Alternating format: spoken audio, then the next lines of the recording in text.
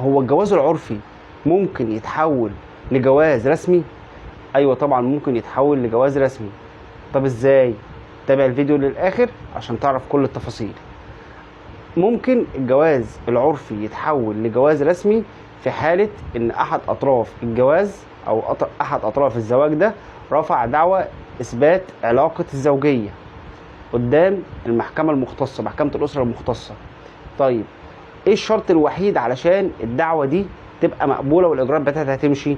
ان مفيش حد من اطراف العلاقة الزوجية دي سواء كان الراجل او الست ينكر ان الزواج ده قائم.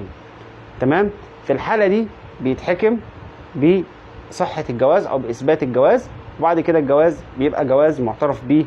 وده طبعا الكلام اللي بتكلم فيه ده وفقا لنص المادة 17 من القانون رقم 1 لسنة 2000.